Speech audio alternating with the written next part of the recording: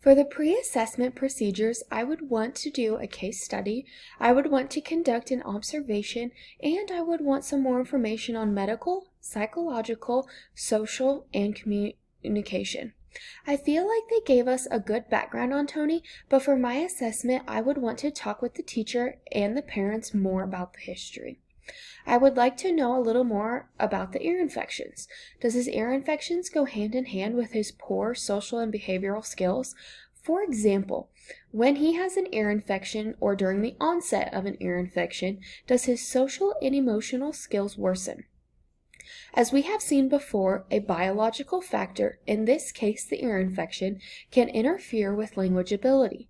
This would also be good to know because we know that if Tony has a speech-language impairment, then it's common to also have social interaction problems.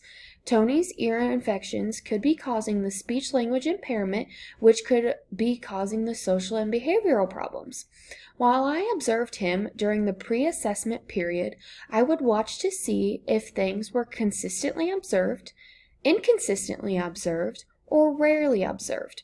This would help me narrow down what needs to be worked on or what might need some interventions.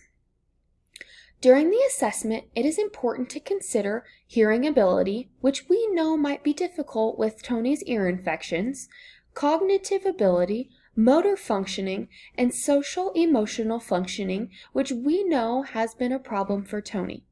Based on the background history that was provided to us, I feel like the hearing ability and social emotional functioning needs to be assessed further.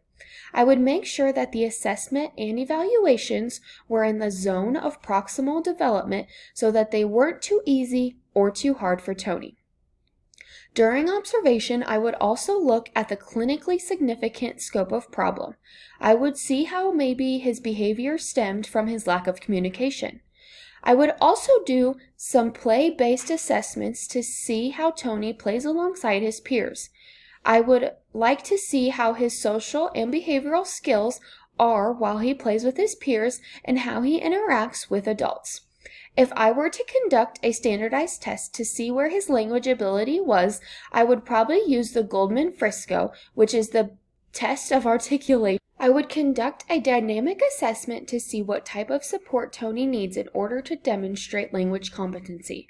I would do this to see if Tony could handle making some changes and how long it would take for Tony to catch on to the strategies or techniques.